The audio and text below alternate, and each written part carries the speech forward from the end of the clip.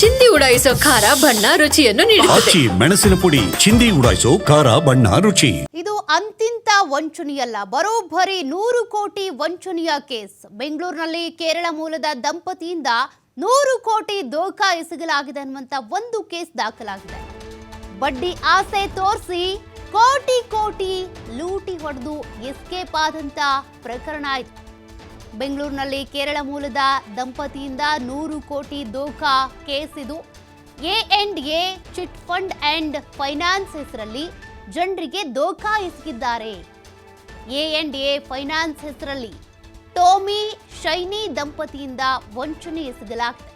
ರಾಮಮೂರ್ತಿ ನಗರದಲ್ಲಿ chit fund ನಡೆಸ್ತಾ ಇದ್ದಂಥ ಟೋಮಿ ಹಾಗೂ ಶೈನಿ 15-20% ಬಡ್ಡಿ ನೀಡ್ತೀವಿ ಅಂತ ಜನರನ್ನ ನಂಬಿಸಿದ್ರು. ಈ ದಂಪತಿ 25 ವರ್ಷದಿಂದ ಫೈನಾನ್ಸ್ ನಡೆಸ್ತಾ ಇದ್ರು. ಇದೀಗ ಇದ್ದಕ್ಕಿದ್ದಂತೆ ದಂಪತಿ ಪರಾರಿಯಾಗಿದ್ದಾರೆ. ಟೋಮಿ ಹಾಗೂ ಶೈನಿಯ ಮೋಸದಾಟಕ್ಕೆ ಸಾವಿರಾರು ಜನ ಈಗ ಬೀದಿ ಪಾಲಾಗಿದ್ದಾರೆ. ಎಲ್ಲ ಆಸ್ತಿಗಳನ್ನು ಮಾರಾಟ ಮಾಡಿ ಈ ದಂಪತಿ ಪರಾರಿಯಾಗಿದ್ದಾರೆ. ಕೇರಳ ಮೂಲದವರು ಎನ್ನಲಾಗ್ತಾ ಇದೆ. ಈಗ ಈ ಪ್ರಕರಣ ಸಂಬಂಧ ರಾಮಮೂರ್ತಿ ನಗರ ಠಾಣೆಯಲ್ಲಿ FIR ದಾಖಲಾಗಿದೆ. ನೀವೇನು ಫೋಟೋವನ್ನು ಗಮನಿಸ್ತಾ ಇದ್ದೀರಾ ಅಥವಾ ಇವರ ಚಿಟ್ ಫಂಡ್ಗೆ ಸಂಬಂಧಪಟ್ಟಂತೆ ಮಾಹಿತಿಯನ್ನು ಗಮನಿಸ್ತಾ ಇದ್ದೀರಾ? ಇದೇ ಹೆಸರಲ್ಲೇ ಇವರು ಫೈನಾನ್ಸ್ ನಡೆಸ್ತಾ ಇದ್ರು.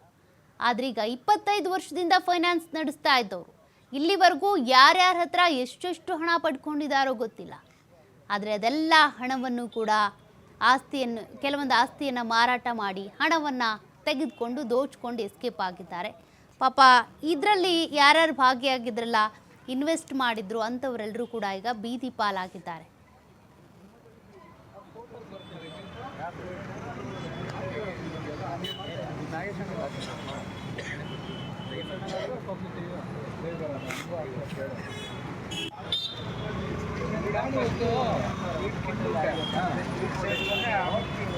ನೀವು ರಾಮಮೂರ್ತಿ ನಗರದಲ್ಲಿರುವಂಥ ಎ ಚಿಟ್ ಫಂಡ್ಸ್ನ ವಿಜುವಲ್ಸನ್ನು ಕೂಡ ಗಮನಿಸ್ತಾ ಇದ್ದೀರಾ. ಎಲ್ಲಿ ಇತ್ತು ಈ ಸಂಸ್ಥೆ ಅಂತೇಳಿ ಈಗ ಅದಿಲ್ಲ, ಕ್ಲೋಸ್ ಆಗಿದೆ. ಆದರೆ ಆ ದಂಪತಿ ಏನಿದ್ದಾರೆ ಎಲ್ಲ ಹಣವನ್ನು ದೋಚ್ಕೊಂಡು ಆಸ್ತಿ ಪಾಸ್ತಿ ಮಾರಿಕೊಂಡು ಎಸ್ಕೇಪ್ ಆಗಿದ್ದಾರೆ ಅನ್ನೋದು ಗೊತ್ತಾಗ್ತಾ ಇದೆ.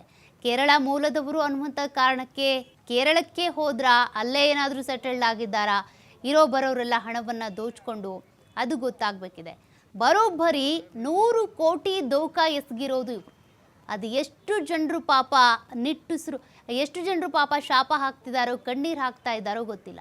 ಅವ್ರಿಗೆ ಈ ಹಣ ಏನಾದರೂ ವಾಪಸ್ ಸಿಕ್ತು ಅಂದರೆ ನಿಟ್ಟುಸಿರು ಬಿಡ್ತಾರೆ. ಬಟ್ ಇದಕ್ಕೆ ಸಂಬಂಧಪಟ್ಟಂತೆ ತನಿಖೆ ಏನೋ ಶುರುವಾಗಿದೆ. ಎಲ್ಲಿ ಹೋದ್ರು, ಏನು ಕತೆ, ಇವರ ಮೂಲ ಕೇರಳ ಆಗಿದ್ರೂ ಕೂಡ ಮತ್ತೆ ಕೇರಳಕ್ಕೆ ವಾಪಸ್ ಹೋಗಿದ್ದಾರಾ, ಬೇರೆ ಕಡೆ ಎಲ್ಲಾದರೂ ಹೋಗಿ ತಲೆ ಮರೆಸ್ಕೊಂಡಿದ್ದಾರಾ, ಅದು ಗೊತ್ತಾಗಬೇಕಿದೆ. ಪಾಪ ನೋಡಿ, ಜನರ ಜೀವನದ ಜೊತೆಗೆ ಹೆಂಗೆಲ್ಲ ಆಟ ಆಡ್ತಾರೆ ಅಂತ. ಸಾಕಷ್ಟು ಕಷ್ಟಪಟ್ಟು ಹಣ ಹೊಂದಿಸ್ಕೊಂಡು ಇಟ್ಕೊಂಡಿರ್ತಾರೆ. ಕಷ್ಟದ ಸಮಯಕ್ಕಾಗುತ್ತೆ, ಬಡ್ಡಿ ಸಿಗುತ್ತೆ ಅಂತೇಳಿ ಈ ರೀತಿಯಾಗಿ ಚಿಟ್ ಫಂಡ್ಸಲ್ಲಿ ಇನ್ವೆಸ್ಟ್ ಮಾಡಿರ್ತಾರೆ.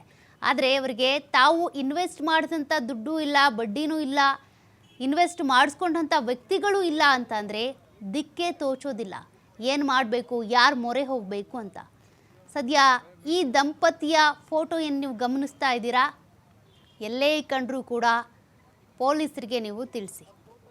25 ವರ್ಷಗಳಿಂದ ಈ ರೀತಿಯಾಗಿ ಇವರು ಎ ಚಿಟ್ ಫಂಡ್ ಅನ್ನುವಂಥ ಒಂದು ಫೈನಾನ್ಸನ್ನು ಇಟ್ಕೊಂಡು ಜನರಿಗೆ ಪಂಗ್ನಾಮ ಹಾಕಿ ಹೋಗಿದ್ದಾರೆ.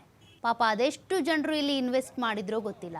15-20% ಬಡ್ಡಿ ಕೊಡ್ತೀವಿ ಅಂತ ಹೇಳ್ತಾ ಇದ್ರಂತೆ.